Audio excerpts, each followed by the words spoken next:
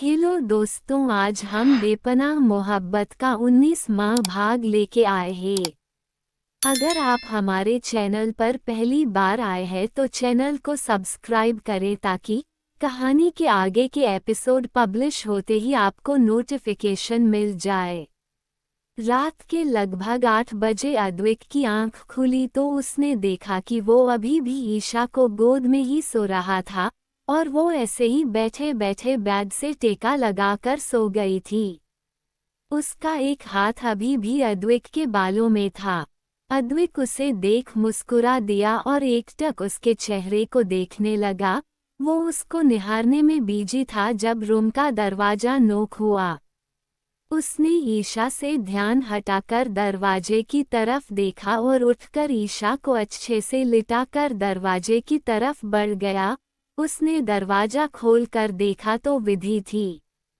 अद्विक ने उसे देख अपनी भौहें उचकाते हुए आने का कारण पूछा तो विधि ने उसकी तरफ देखा और मुस्कुराते हुए बोली, वो मैं आपको और भाभी को डिनर के लिए बुलाने के लिए आई थी।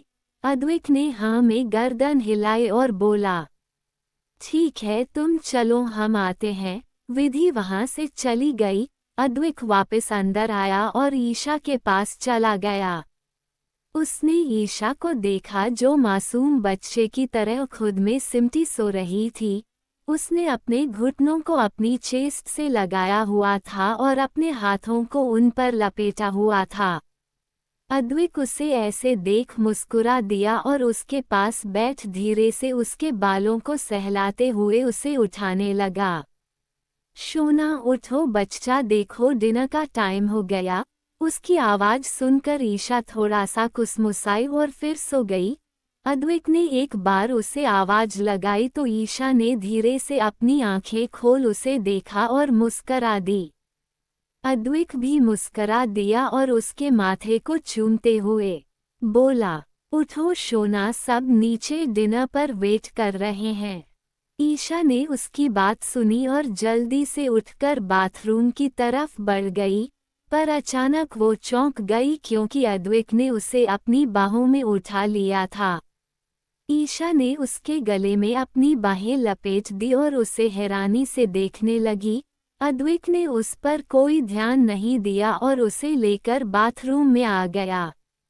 उसने ईशा को शावर के नीचे खड़ा किया और शावर ऑन कर दिया। शावर का ठंडा पानी पड़ने से ईशा हड़बड़ा गई और जल्दी से अद्विक के सीने से लग गई। अद्विक ने भी उसे अपनी बाहों में भर रखा था। दोनों पर शावर का पानी गिर रहा था और उन्हें भिगो रहा था।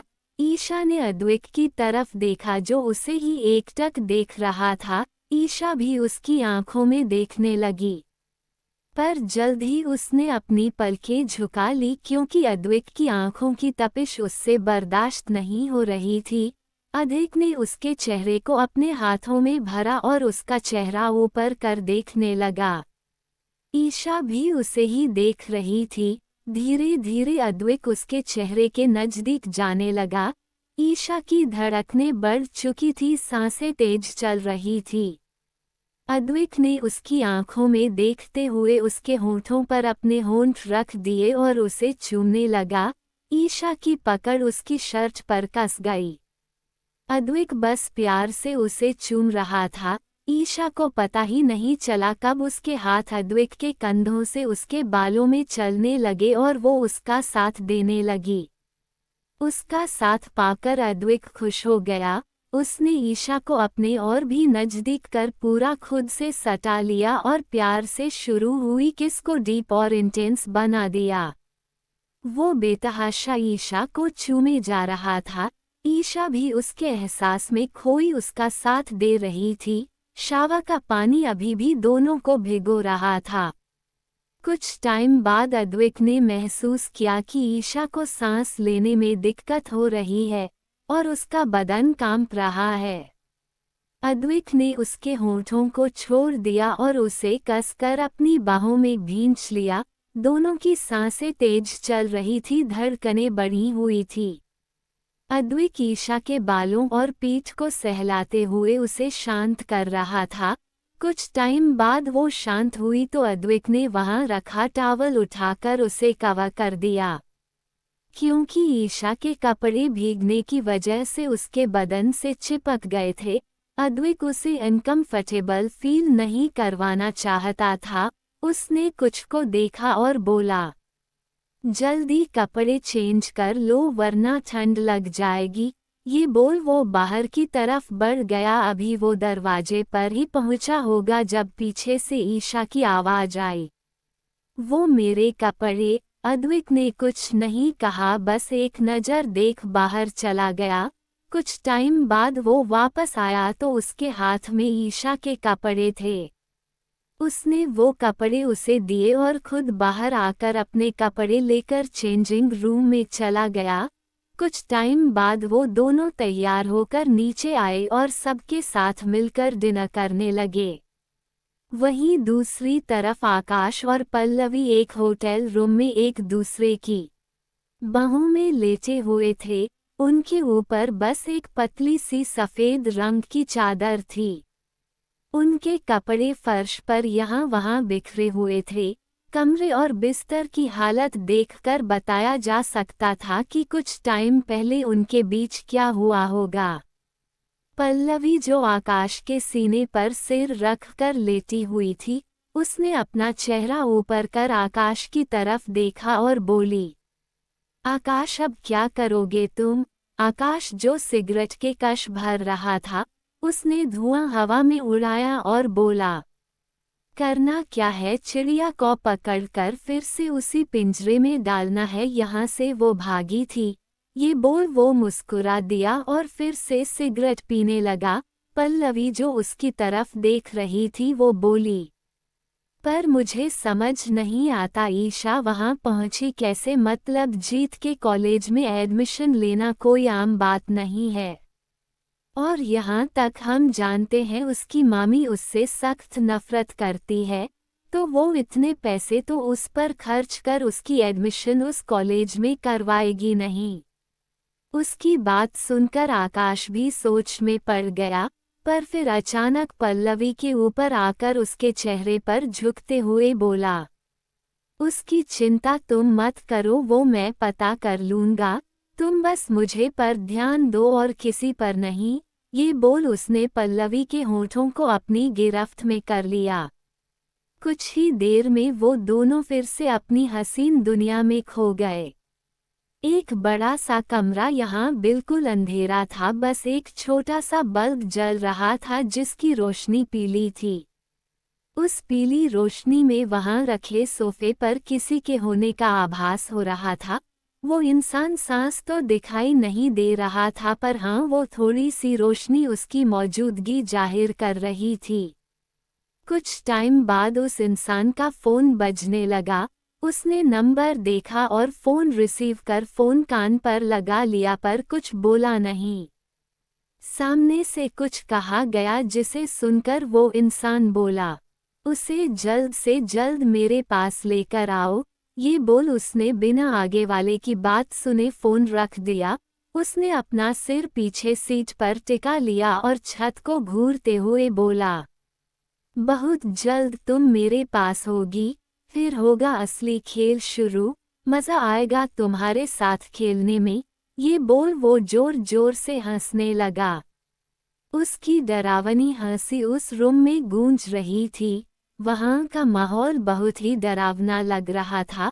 वहीं दूसरी तरफ आकाश, जो किसी से बात कर रहा था, उसने अपना फोन रखा तो उसके पास बैठी पल्लवी उसे देख बोली, क्या कहा उन्होंने? आकाश बोला, वो चाहते हैं हम जल्द से जल्द उसे उनके हवाले कर दें। पल्लवी बोली, हाँ तो ठीक है ना, अब तो हमें पता है कि वो कहाँ है, तो उसे उनके हवाले करने में क्या दिक्कत है? उसकी बात सुनकर आकाश कुछ सोचते हुए बोला, पर पहले हमें ये पता करना होगा कि वो कौन है जो उसका साथ दे रहा है, वरना उसकी इतनी हिम्मत नहीं है कि वो खुद से कुछ कर सके। उसकी बात सुनकर पल्लवी भी सोच में पड़ गई और फिर उसे देख बोली, इसका मतलब कोई है जो उसकी मदद कर रहा है। आकाश ने हाँ में गर्दन हिलाई तो वो फिर बोली, पर कौन? आकाश बोला, वही तो पता करना है। अद्विक की गाड़ी में ईशा चुपचाप बैठी खिड़की के बाहर देख रही थी और अद्विक अपने लैपटॉप पर अपना काम कर रहा था।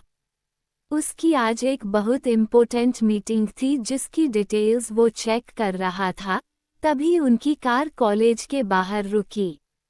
ईशा कार से बाहर निकलने को हुई तो अद्विक ने उसका हाथ पकड़ लिया। ईशा ने उसकी तरफ देखा तो उसने अपना लैपटॉप उठाकर साइड रखा और ईशा को उठाकर अपनी गोद में बिठा लिया। ईशा उसे ही देख रही थी। अद्विक ने उसके बालों को कान के पीछे किया और उसके गाल को प्यार से सहलाते हुए बोला, अपना ख्याल रखना सोना, और मन लगाकर पढ़ाई करना, और हाँ हमेशा याद रखना कि मैं हमेशा तुम्हारे साथ हूँ। चाहे कोई भी सिचुएशन आ जाए मुझे हमेशा अपने साथ पाओगी। ये बोल उसने शिद्दत से उसका माथा चूम लिया। ईशा की आंखें इस एहसास से बंद हो गई। अद्विक ने उसे देखा तो उसकी बंद आंखें देख मुस्कुरा दिया। फिर उसने उसे जाने के लिए कहा तो ईशा अपना बैग लेकर गाड़ी से बाहर निकल गई। निधि और विधि बाहर ही उसका इंतजार कर रही थी। वो हमेशा दूसरी गाड़ी में आती थी। ईशा उनके साथ कॉलेज के अंदर चली गई।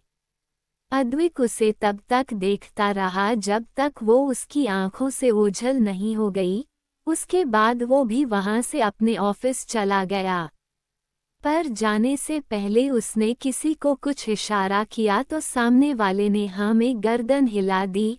अद्विक अपने ऑफिस पहुंचा और अपने कैबिन में बैठ अपना काम करने लगा। शक्ति ने उसे उसका पूरा शेड्यूल बताया। अद्विक ने बस हमम कहा तो शक्ति उसे देख बोला, उन्हें गुड़िया के बारे में पता चल चुका है। उसकी बात सुनकर अद्विक ने उसकी तरफ देखा तो वो आगे बोला, हाँ पर यह पता नहीं चला कि उसके पीछे कौन है जो उसकी मदद कर रहा है। उसकी बात सुनकर अद्विक ने कुछ नहीं कहा, बस आंखें बंद कर अपना सिर पीछे सीट से टिका लिया। उसकी बंद आंखों के सामने ईशा का चेहरा घूम गया जब वो उससे मिली थी। दर्द और बेबसी में छोटी सी आवाज से भी डर जाती थी। रातों को सोती नहीं थी। ये सब याद कर अद्विक की मुट्ठियां कस गई। वो ऐसे ही आंखें बंद किए ही शक्ति की तरफ देख बोला, उन पर नजर रखो। छोटी से छोटी हलचल पर भी तुम्हारी नजर होनी चाहिए और सोना की सिक्योरिटी बढ़ा दो। इस बार उसे कुछ नहीं होने दूंगा। उसकी तक पहुंचने वाली नजर को जड़ से उखाड़ फेंकूंगा। शक्ति ने हाँ में गर्दन हिलाई तो अद्विक फिर बोला, और जो काम बोला था वो हुआ। शक्ति बोला, हो गया, बस आपके इशारे का इंतजार है। अद्विक बोला, तो ठीक है, कल सबकी जुबान पर मुझे उन दोनों का नाम ही चाहिए। शक्ति ने ये बॉस कहा और वहां से चला गया। वहीं दूसरी तरफ ईशा और निधि विधि कॉलेज से निकली। ईशा बार बार इधर उधर देख रही थी। उसे ऐसे देख निधि बोली, क्या हुआ ईशु, तुम ऐसे इधर उधर क्या ढूंढ रही हो? ईशा ने उसकी तरफ देखा और फीका सा मुस्कुरा कर बोली, नहीं कुछ नहीं। ये बोल वो उन लोगों के साथ गाड़ी में बैठ कपूर मैंशन के लिए निकल गई। वहीं उसके जाते ही आकाश जो वहीं छुपकर ईशा को देख रहा था वो खुद से ही बोला, तुम्हारे अंदर मेरा डर मैंने इस कदर भर दिया है कि तुम मेरी आहट से भी डर कांपने लगोगी। और देखो तुम्हें एहसास भी होने लगा है मेरी मौजूदगी का। बहुत जल्द तुम वापस मेरे पास होगी अपनी असली जगह, यहाँ से तुम भागी थी। ये बोल वो हंसने लगा और फिर गाड़ी में बैठ वहां से निकल गया। उसके जाते देख एक आदमी ने अपने फोन से किसी को फोन लगाया और बोला, बॉस वो यही था, मैडम को देख लिया है उसने और शायद मैडम को भी एहसास हो गया है कि कोई उन पर नजर रखे हुए हैं। उधर से कुछ कहा गया तो वो आदमी जी बॉस बोल फोन रख वहां से निकल गया। ईशा निधि और वेदी के घर पहुंची और अपने रूम में चली गई। उसने फ्रेश होकर कपड़े चेंज किए और वापस अपनी पढ़ाई करने बैठ गई, पर आज उसका मन अशांत था। उसे ऐसा लग रहा था कि कोई उस पर नजर रखे हुए हैं, पर उसने अपना वहम समझकर टाल दिया और सिर झटक कर अपनी पढ़ाई में लग गई।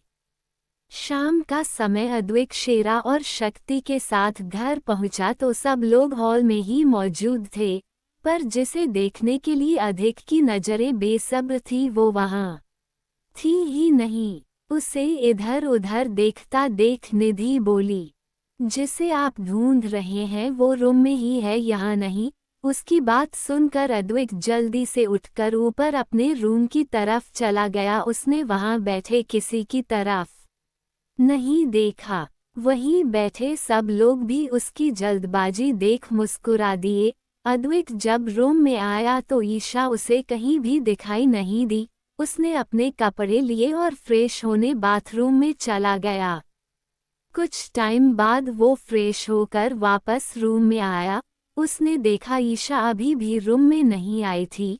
उसने अपने हाथ में पकड़ा टॉवल जिससे वो अपने बाल सुखा रहा था, उसे सोफे पर रखा और बालकनी की तरफ बढ़ गया। अब जाकर उसकी आंखों को करार आया था, जिसे देखने के लिए इतने टाइम से वो तड़प रहा था। वो सबसे बेखबर वहां बैठी एकटक आसमान में देख रही थी। अद्विक दरवाजे से टेक लगाकर खड़ा ध्यान से उसे देखने लगा। आज फिर उसके चेहरे पर एक अजीब शांति थी, जैसी तब अद्विक ने देखी थी जब वो उससे मिली थी। अद्विक उसे बहुत गौर से देख रहा था। जब उसने महसूस किया कि ईशा को उसके आने का एहसास नहीं हुआ तो वो जाकर उसके पास झूले पर थोड़ी दूरी पर बैठ गया। पर ईशा ने फिर भी उसकी तरफ नहीं देखा। ना जाने वो किन ख्यालों में खोई हुई थी कि उसे अपने पास बैठे अद्विक का एहसास तक ना हुआ। अद्विक गौर से उसे देख रहा था। उसके चेहरे की उदासी और आंखों का खालीपन उसके दिल को कचोट रहा था। उसे समझ नहीं आ रहा था कि उसकी शोना आज फिर उसे उसी पहले वाली ईशा की तरह क्यों लग रही है, जो उसे उस रात मिली थी।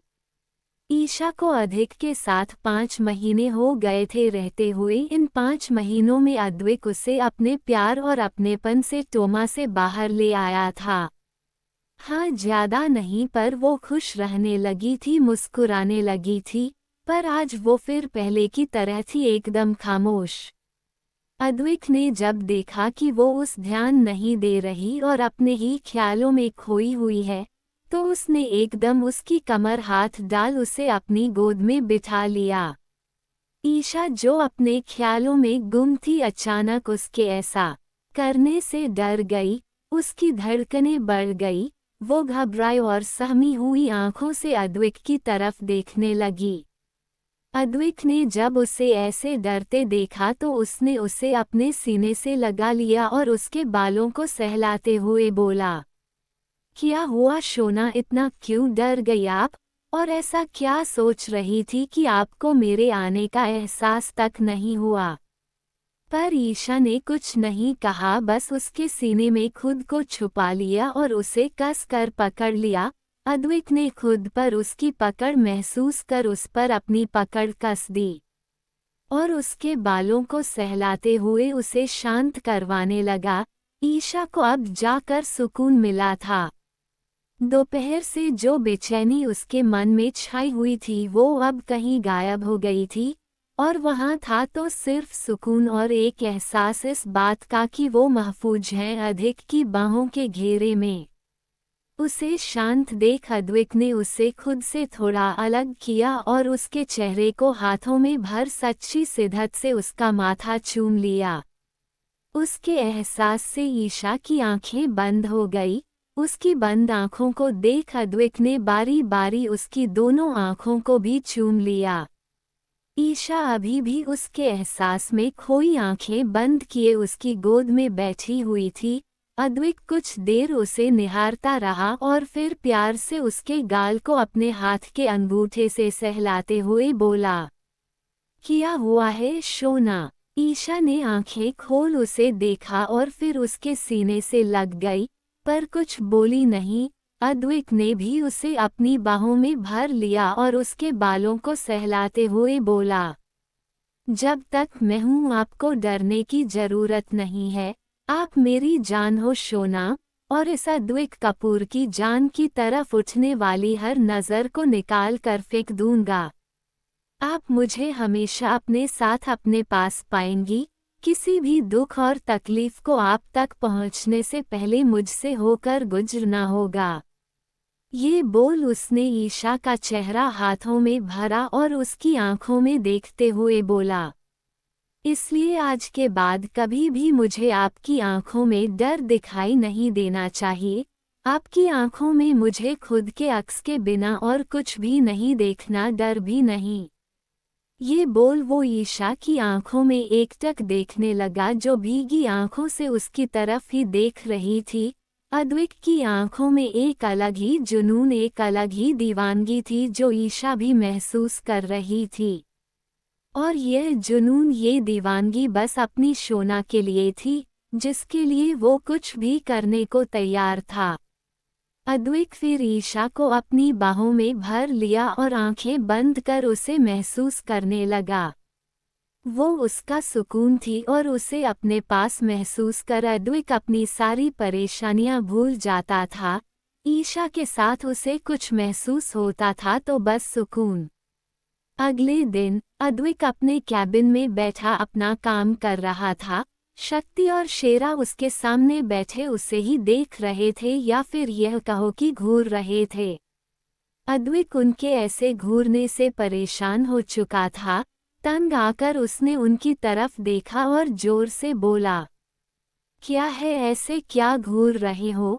उसकी तेज आवाज सुनकर एक पल को तो वो दोनों घबरा गए, पर फिर उसे देख मासूम सा चेहरा बनाते हुए बोले, प्लीज बता ना, हम उन्हें को क्या तोहफा दें? हमें कुछ समझ नहीं आ रहा। उसकी हाँ में हाँ मिलाते हुए शेरा भी बोला, जी भाव बताओ ना, हम उनको क्या दे जिससे वो खुश हो जाए? आखिर उनका बर्थडे आ रहा है।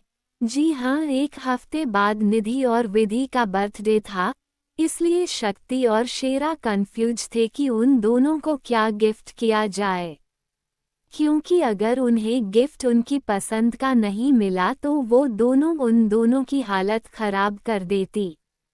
उन दोनों ने हमेशा से शक्ति और शेरा को अद्विक की तरह ही माना था। वो दोनों उन्हें अपने सगे भाइयों जैसा ही प्यार करती थी और शक्ति और शेरा भी उन दोनों पर जान छिड़कते थे, उनके नखरे उठाते थे। अद्विक के गुस्से की वजह से वो दोनों कभी कभी उससे कुछ बातें नहीं कर पाती थी, पर शक्ति और शेरा से वो दोनों बेझिझक सब कुछ बोल जाती थी। अद्विक उन्हें कुछ जवाब देता उससे पहले ही उसके कैबिन का दरवाजा एक झटके से खुला। तीनों ने दरवाजे की तरफ देखा तो हैरान रह गए, क्योंकि दरवाजे पर ईशा खड़ी थी जिसकी हालत कुछ ठीक नहीं लग रही थी। आंखें रोने की वजह से लाल हो गई थी और सूजी हुई थी। चेहरे पर डर और घबराहट साफ दिखाई दे रही थी। उसके पीछे ही निधि और विधि भी खड़ी थी जो खुद परेशान लग रही थी। ईशा की हालत देखकर अद्विक घबरा गया। वह जल्दी से अपनी चेयर से उठा और ईशा की तरफ भागा। शक्ति और शेरा भी अपनी चेयर से उठकर उनके पास चले गए। अद्विक ने ईशा के चेहरे को अपने हाथों में भरा और बेचैन सा बोला, क्या हुआ शोना, आप ऐसे? किसी ने कुछ कहा क्या? पर ईशा कुछ नहीं बोली, बस अपनी भरी आंखों से उसे ही देखती रही। पर एकदम अद्विक के सीने से लग गई और रोने लगी। अद्विक उसे ऐसे देख और भी ज्यादा परेशान हो गया। उसने निधि और विधि की तरफ देखा जो खुद परेशान सी ईशा को देख रही थी। अद्विक फिलहाल कुछ नहीं कहा। वो महसूस कर सकता था कि उसका शरीर कांप रहा है और सांसें भी तेज चल रही है। उसने ईशा को अपनी गोद में उठाकर कैबिन में बने रूम में ले गया और उसे अपनी गोद में लिए हुए ही बेड पर बैठ गया। उसने उससे कुछ नहीं पूछा, ना कुछ कहा। फिलहाल ईशा को शांत करवाना ज्यादा जरूरी था। वो बस उसे अपनी बाहों में भरे उसके बालों और पीठ को सहलाता रहा। बहुत देर ईशा उसके सीने से लगी रोती रही। अद्विक को पता था कि उसे रोते देख उस पर क्या बीत रही थी। ईशा के आंसू उसे अपने सीने पर तेजाब की तरह महसूस हो रहे थे। उसकी पकड़ ईशा पर मजबूत हो गई, जो उसे यह बताने के लिए था कि वो हमेशा उसके साथ है। कुछ टाइम बाद ईशा रोते रोते ऐसे ही सो गई। अद्विक ने जब महसूस किया कि वो शांत हो गई है, तो उसने उसके चेहरे की तरफ देखा तो वो सो चुकी थी। अद्विक ने उसे ऐसे ही गोद उठाया और बेड पर लिटा दिया। वो उससे दूर हटने को हुआ पर ईशा ने उसकी शर्ट को बहुत टाइट पकड़ा हुआ था। अद्विक जोर लगाकर उससे दूर होकर उसकी नींद खराब नहीं करना चाहता था, इसलिए वो वहीं उसके पास ही लेट गया और उसे अपनी बाहों में भर लिया। ईशा ने उसे और भी टाइट पकड़ लिया। अद्विक उसके चेहरे को देख रहा था जो बिल्कुल मुरझा चुका था। आंसुओं के निशान उसके चेहरे पर बने हुए थे। अद्विक को उसे ऐसे देखकर बहुत तकलीफ हो रही थी। उसने प्यार से पूरी शिद्दत से उसका माथा चूमा और उसे कसकर अपनी बाहों में जकड़ लिया। वहीं बाहर शक्ति और शेरा सोफे पर बैठे हुए थे, उनके साथ ही निधि और विधि भी बैठी हुई थी। चारों को ईशा को ऐसे देखकर तकलीफ हो रही थी। चारों ही उसके पास्ट के बारे में जानते थे। तभी शक्ति ने निधि और विधि की तरफ देखा और बोला, तुम तीनों तो कॉलेज गई थी ना, तो फिर ऐसा क्या हुआ वहां पर जो गुड़िया की ऐसी हालत हुई। निधि और विधि ने उसकी बात सुनी और एक दूसरे को देखकर धीरे से बोली, आकाश। आकाश का नाम सुनते ही शक्ति और शेरा का चेहरा गुस्से से लाल हो गया। वो कुछ कहते उससे पहले ही रूम का दरवाजा खुला और अद्विक बाहर आया। उसने धीरे से फिर दरवाजा बंद कर दिया और उन लोगों के पास सोफे पर आकर बैठ गया। उसने आंखें बंद की और सिर सोफे पर पीछे टिका लिया। सब लोग उसे ही देख रहे थे। उसके चेहरे से कुछ भी पता नहीं चल रहा था कि उसके मन में क्या चल रहा है। उसे ऐसे देख निधि और विधि को डर लग रहा था, क्योंकि वो इतना शांत तभी होता था जब वो कुछ बड़ा करने वाला हो। उसका भावहीन चेहरा देखकर शक्ति और शेरा उसे गौर से देखने लगे। तभी अद्विक ऐसे ही आंख बंद किए बिना किसी भाव के बोला, क्या हुआ था। उसकी बात सुनकर निधि और विधि ने एक दूसरे की तरफ देखा। फिर निधि अद्विक को देखकर बोलने लगी, जो भी कॉलेज में हुआ था 2 घंटे पहले ईशा निधि और विधि के साथ अपनी क्लासेस खत्म कर जब कॉलेज से बाहर निकली तो उनका ड्राइवर अभी तक नहीं आया था। वो तीनों वहीं खड़े होकर उसका इंतजार करने लगी। तभी उनकी एक क्लासमेट उनके पास आई और निधि और विधि से नोट्स के बारे में बात करने लगी। वहीं ईशा उनके पास खड़ी इधर उधर देख रही थी। उसकी नज़र उससे थोड़ी दूर बैठे एक छोटे से कुत्ते पर गई, जिसके पैर में शायद चोट लगी थी। ईशा ने निधि और विधि को देखा जो अभी भी उस लड़की से बात कर रही थी। वो वहां से उस कुत्ते की तरफ बढ़ गई। उसने वहां जाकर उस कुत्ते को देखा तो उस छोटे से कुत्ते के पैर में नुकीला पत्थर चुभ गया था। वो उसके पास बैठ गई और उसके सिर को सहलाने लगी। वो कुत्ता प्यार से उसके हाथ को चाटने लगा। ईशा ने धीरे से उसके पैर में से वो नुकीला सा पत्थर निकाल दिया और वहां पर अपना रुमाल बांध दिया। वो कुत्ता जो अब तक दर्द से चिल्ला रहा था, उसे कुछ आराम मिला और वो चुप हो गया और प्यार से ईशा के हाथ और पैरों को चाटने लगा। उसे देख ईशा भी खुश हो गई।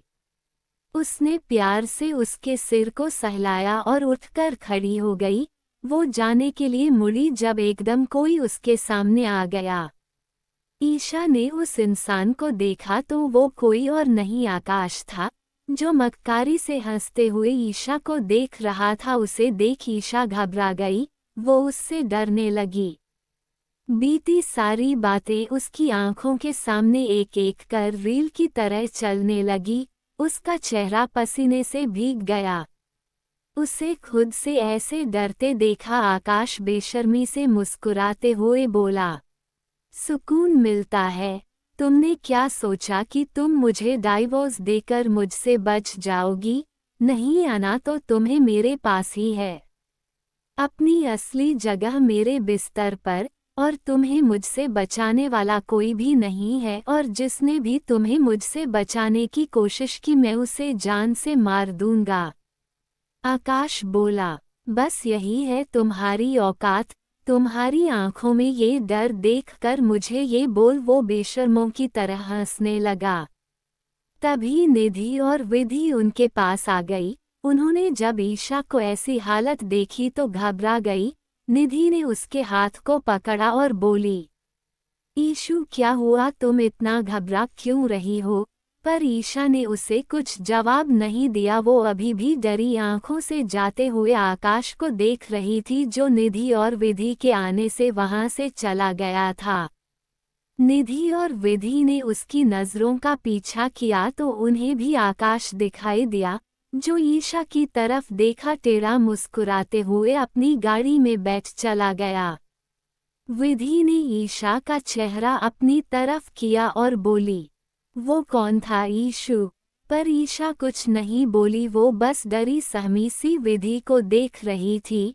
विधि ने उसके कंधों से पकड़कर उसे झकझोरा और बोली, मैंने पूछा वो कौन था ईशु? उसके झंझोरने से ईशा अपने ख्यालों से बाहर आई और झट से उसके गले लग गई और रोते हुए बोली,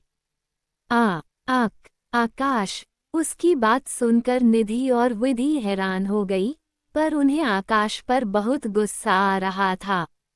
उन्होंने ईशा की तरफ देखा जिसकी हालत बिगड़ती जा रही थी। उसकी सांसें तेज हो गई थी, उसका बदन कांप रहा था।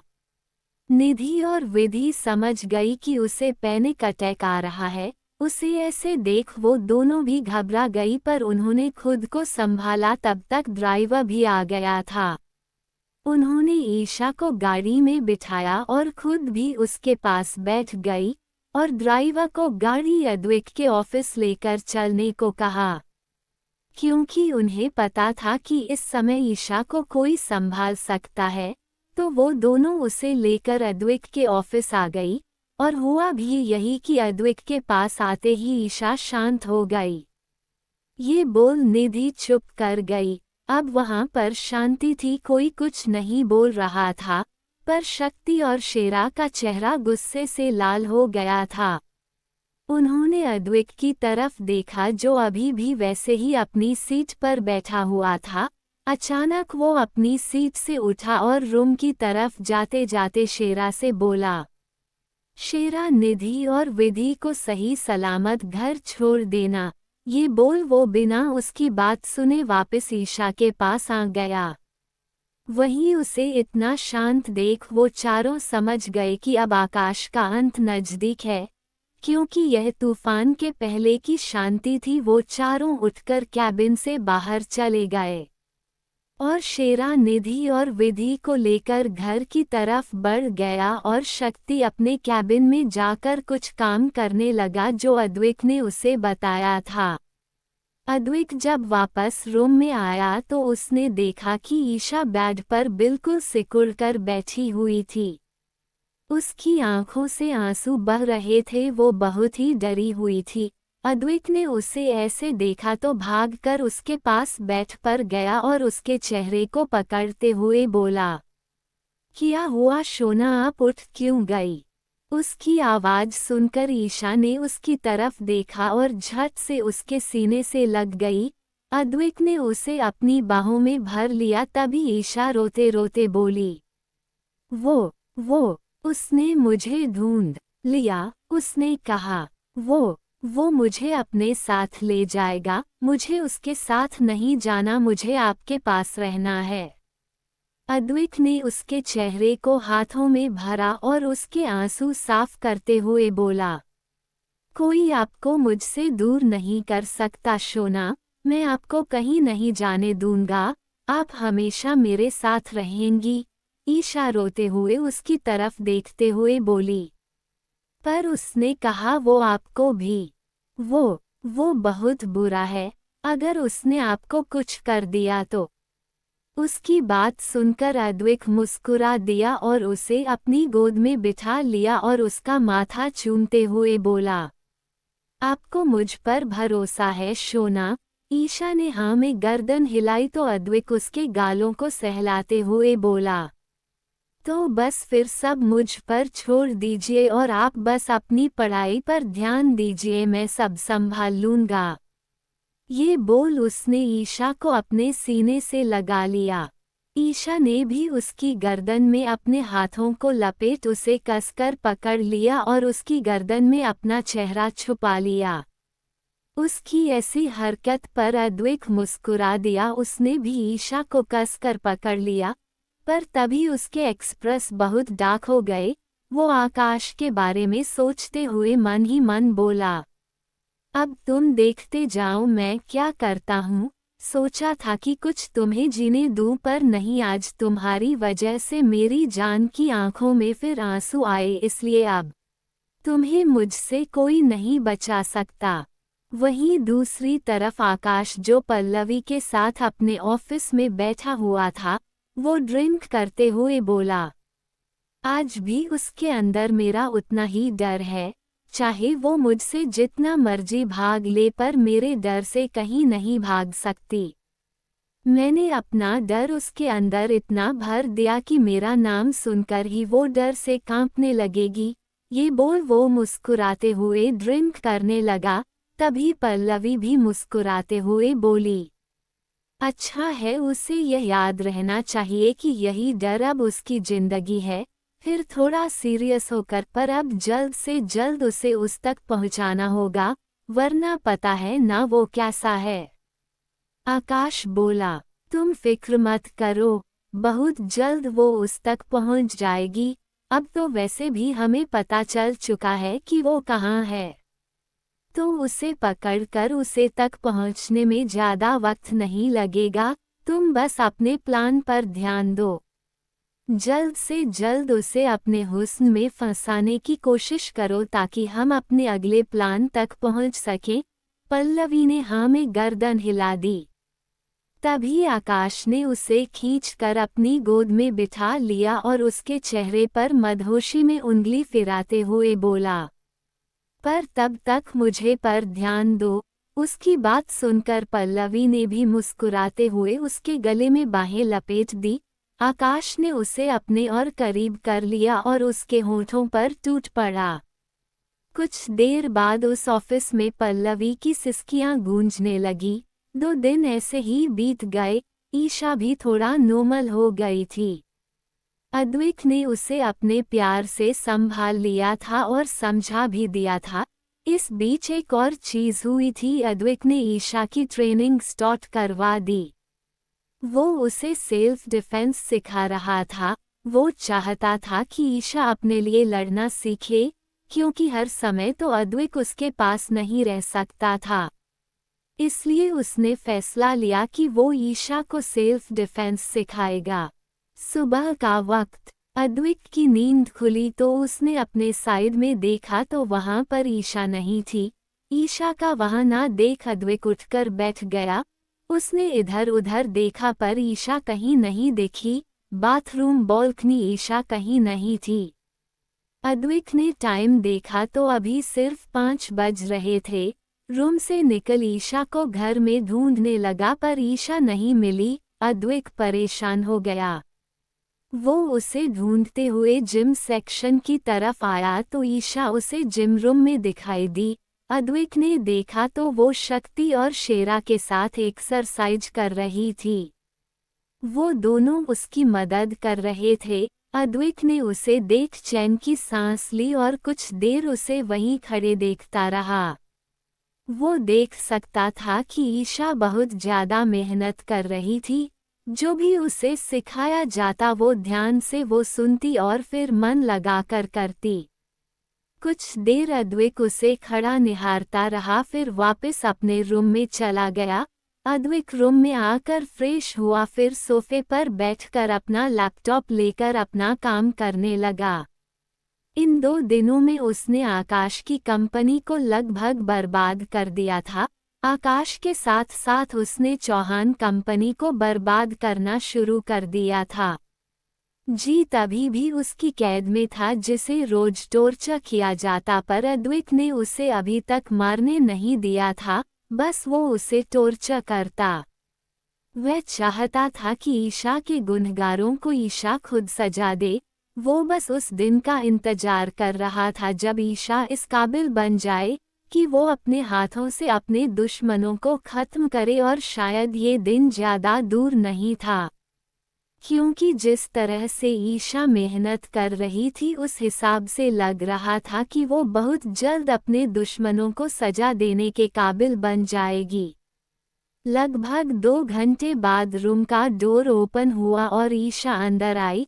अद्विक ने दरवाजा खुलने की आवाज सुनकर उस तरफ देखा तो ईशा को देख अपनी जगह से उठ वो उसकी तरफ बढ़ गया और उसके हाथ में पकड़े छोटे से टॉवल को लेकर खुद उसका चेहरा साफ करते हुए, जो पसीने से भीगा था, बोला, शोना आप अकेली क्यों चली गई? आज आपने मुझे उठाया भी नहीं। ईशा ने उसकी तरफ देखा और बोली, वो आप गहरी नींद में सोए हुए थे तो इसलिए मैंने आपको डिस्टर्ब न कहीं किया। अद्विक बोला, पर आगे से मुझे उठा लेना। जाओ अब जल्दी से फ्रेश हो जाओ वरना कॉलेज के लिए लेट हो जाएगा। ईशा ने हाँ में गर्दन हिलाए और अपने कपड़े लेकर बाथरूम में चली गई। अद्विक भी फिर सोफे पर बैठ गया और अपना काम करने लगा। कुछ देर बाद दोनों सबके साथ नाश्ता कर कॉलेज के लिए निकल गए। शक्ति और शेरा आज पहले ही चले गए थे। एक गाड़ी में अद्विक के साथ ईशा थी तो नहीं, दूसरी गाड़ी में निधि और विधि थी और स्टीफन गाड़ी ड्राइव कर रहा था। स्टीफन का ध्यान बार बार मीरा में से पीछे बैठी निधि की तरफ जा रहा था, जो चुपचाप बैठी खिड़की के बाहर देख रही थी। वहीं उसके पास बैठी विधि कुछ ना कुछ बोले जा रही थी। निधि कोई अपने ऊपर किसी की आंखें महसूस हो रही थी, पर उसने ध्यान नहीं दिया और चुपचाप खिड़की से बाहर देखती रही। कॉलेज आते ही वो जल्दी से गाड़ी से निकली और फिर विधि और ईशा के साथ कॉलेज के अंदर चली गई। स्टीफन बस उसे जाते देखता रह गया। अद्विक ऑफिस पहुंचा और अपने कैबिन में चला गया। शक्ति ने उसे उसका शेड्यूल बताया। आज पूरा दिन बस उसकी मीटिंग्स ही थी। अद्विक ने पूरा दिन अपनी मीटिंग्स अटेंड की। कॉलेज में ईशा ने भी मन लगाकर अपनी पढ़ाई की क्योंकि 10 दिन बाद उसके एग्जाम थे। वहीं आकाश भी ईशा तक पहुंचने की कोशिश कर रहा था, पर अद्विक ने उसकी सिक्योरिटी बहुत टाइट कर दी थी, जिस वजह से वो उस तक पहुंच नहीं पा रहा था। साथ ही अद्विक ने ऑलमोस्ट उसकी पूरी कंपनी को बर्बाद कर दिया था, जिस वजह से वो बौखलाया हुआ था। वो चाहकर भी पता नहीं कर पा रहा था कि वो कौन है जो उसे बर्बाद कर रहा है। ईशा और निधि और विधि के साथ कॉलेज से घर चली गई। अद्विक को आज ज्यादा काम था, जिस वजह से वो ईशा को लेने नहीं आ पाया था, इसलिए उसने स्टीफन को भेज दिया था। स्टीफन ने गाड़ी कपूर मैंशन में जाकर रोकी तो ईशा और विधि उतर कर अंदर की तरफ चली गई। जैसे ही निधि गाड़ी से उतरने लगी, स्टीफन ने उसका हाथ पकड़ लिया। निधि ने कुछ नहीं कहा, बस चुपचाप अपना हाथ छुड़ाने की कोशिश करने लगी, पर स्टीफन की पकड़ मजबूत थी। स्टीफन ने जब देखा कि निधि उसकी तरफ नहीं देखा रही तो वो बोला, मेरी तरफ देखो निधि, पर निधि ने उसकी तरफ नहीं देखा। उसकी आंखें नम हो गई। स्टीफन ने एक और बार उसे खुद की तरफ देखने के लिए कहा, तो निधि ने धीरे से उसकी तरफ देखा। दोनों की नजरें मिली। स्टीफन ने निधि की नम आंखों को देखा तो बेचैन हो गया। उसकी पकड़ उसके हाथ पर ढीली पड़ गई। निधि ने जल्दी से उससे अपना हाथ छुड़ाया और गाड़ी से निकल अंदर की तरफ बढ़ गई। स्टीफन वहीं बैठा उसे जाते देखता रहा। निधि को नम आंखों को याद कर उसे तकलीफ हो रही थी। उसके दिल में दर्द हो रहा था। उसने अपनी आंखें बंद की और अपना सिर सीट से टिका लिया और खुद से बोला, क्यों क्यों मुझे माफ कर दीजिए निधि, पर मैं चाह कर भी कुछ नहीं कर सकता। मैं जानता हूँ अभी आप दुखी हैं, पर अगर आप मेरे साथ हुई तो शायद आपको बहुत तकलीफ़ों का सामना करना पड़े जो मैं नहीं चाहता कि आप करो। मेरी जान का कोई भरोसा नहीं है निधि, मैं चाह कर भी आपको खुद से नहीं जोड़ सकता। ये बोल उसने अपनी आंखें खोली तो उसकी आंखें नम थीं। उसने खुद को संभाला और गाड़ी में बैठकर वहां से चला गया। वहीं निधि घर के अंदर आई और बिना किसी की तरफ देखे सीधे अपने रूम में चली गई और बाथरूम में जाकर शावर के नीचे खड़ी हो गई। उसने शावर चालू किया और उसके ठंडे पानी के नीचे भीगने लगी। उसकी आंखों से आंसू बहने लगे जो शावर के पानी के साथ ही मिलकर बह रहे थे। वो वहीं जमीन पर बैठ गई और फूट फूट कर रोने लगी। कुछ टाइम रोने के बाद वो खुद से ही बोली, क्यों कर रहे हैं आप ऐसा, जबकि आपको पता है कि मैं आपसे कितना प्यार करती हूँ। जब से होश संभाला है तब सिर्फ आपको पता ही चाहा है। किसी और की नजरें तक खुद पर बर्दाश्त नहीं होती और आपने कितनी आसानी के साथ कह दिया कि मैं किसी और के साथ आगे बढ़ूं। कैसे बढ़ूं किसी और के साथ आगे, जबकि मेरे दिल मेरे दिमाग पर आपका नाम लिखा है। ये दिल बस आपको चाहता है, तो कैसे किसी और को अपनी जिंदगी में लाऊं। ये बोलकर निधि रोने लगी और उस पल को याद करने लगी जब उसने स्टीफन को अपने दिल की बात बताई थी। दरअसल निधि स्टीफन से पिछले 3 सालों से प्यार करती आ रही है, या फिर यह कहें कि जब से उसने होश संभाला है बस स्टीफन को ही प्यार किया है। स्टीफन भी शेरा और शक्ति और अद्विक के साथ उनके कॉलेज में ही पढ़ा है। वो लोग कॉलेज टाइम से दोस्त हैं।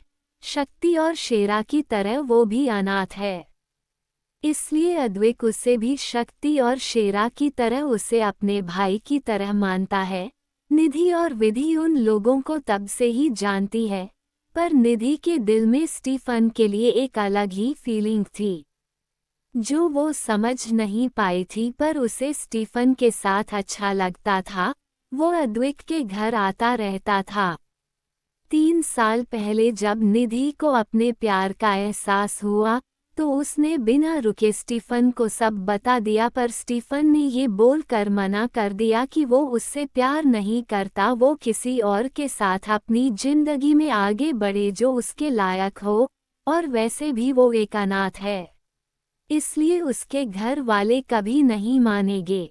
निधि ने उसे बहुत समझाने की कोशिश की, पर वो नहीं माना और अद्विक से बोलकर उसकी दूसरी कंपनी में चला गया जो बेंगलोर में थी। क्योंकि यहाँ रहता तो उसका सामना बार बार निधि से होता रहता, पर असल बात तो ये थी कि वो भी निधि से प्यार करता था, पर वो अद्विक को भाई की तरह मानता था। वो नहीं चाहता था कि उसकी और निधि की वजह से उसके और अद्विक के बीच में कुछ भी परेशानी हो, क्योंकि अद्विक ने उसके लिए बहुत कुछ किया था। वो अद्विक की बहुत इज्जत करता था, इसलिए उसने यहाँ से दूर जाना ही सही समझा। उसे लगा था कि शायद निधि को उससे सिर्फ अट्रैक्शन होगा जो वक्त के साथ खत्म हो जाएगा, पर उसने नहीं पता था कि निधि का प्यार उसके लिए वक्त के साथ और बढ़ जाएगा, पर वो कुछ नहीं कर सकता था। प्यार तो उसे भी था निधि से, शायद बहुत ज्यादा, पर वो मजबूर था। निधि ने खुद को संभाला और कपड़े चेंज कर बाथरूम से बाहर आ गई। वो सबके साथ जाकर बैठ गई और हंसते हुए बातें करने लगी, पर उसे ही पता था कि यह मुस्कान कितनी सुच्ची थी। सबने डिनर किया और अपने अपने रूम में चले गए, पर ईशा और अलका जी हॉल में ही थी। अद्विक अभी तक नहीं आया था, इसलिए वो दोनों उसका इंतजार कर रही थी। ईशा ने अलका जी को देखा जो बहुत थकी हुई लग रही थी। ईशा ने उन्हें देखा और बोली, माँ आप जाओ, मैं इनको खाना खिला दूंगी। अलका जी ने उसे देखा और मुस्कराकर हाँ में गर्दन हिलाकर चली गई। ईशा वहीं सोफे पर बैठकर अद्विक का इंतजार करने लगी। ईशा को बैठे बैठे नींद आने लगी। कुछ टाइम बाद वो वहीं सोफे पर ही सो गई। रात को लगभग 11 बजे अद्विक घर आया। वो हॉल से होते हुए अपने रूम की तरफ बढ़ रहा था जब उसकी नज़र सोफे पर सोई अपनी शोना पर गई। अद्विक उस तरफ बढ़ गया। उसने देखा कि ईशा सिकुड़ कर सोफे पर ही सो गई थी। अद्विक उसके पास घुटनों के बल बैठ गया। ईशा के बाल उसके चेहरे पर आ रहे थे। अद्विक ने अपनी एक उंगली से ईशा के बालों को उसके कान के पीछे किया। उसके चेहरे को देखकर अद्विक की दिन भर की सारी थकान पर में गायब हो गई। वो एकटक ईशा के चेहरे को देख रहा था। सोते हुए ईशा बहुत मासूम लग रही थी। अद्विक को उस पर बहुत प्यार आ रहा था। उसने धीरे से उसके को चूम लिया। ईशा की नींद उसकी छुअन से खुल गई। उसने धीरे से अपनी आंखें खोली तो अपने सामने अद्विक को देख मुस्कुरा दी और बोली, आप आ गए। ये बोल ईशा उठकर बैठ गई। अद्विक भी उसके पास बैठ गया और उसके गाल को प्यार से सहलाया और बोला, आप यहाँ क्यों सो रही थी शोना? ईशा बोली, वो मैं आपका इंतजार कर रही थी। आप फ्रेश हो जाए, मैं खाना गर्म करती हूँ। ये बोल ईशा उठकर जाने लगी, पर अद्विक ने उसका हाथ पकड़ लिया और उसे अपनी तरफ खींच लिया। ईशा संभल नहीं पाई और सीधा अद्विक की गोद में गिर गई। आगे के एपिसोड सुनने के लिए बने रहे मेरे साथ। कहानी पसंद आई हो तो वीडियो को लाइक, शेयर और कमेंट करें।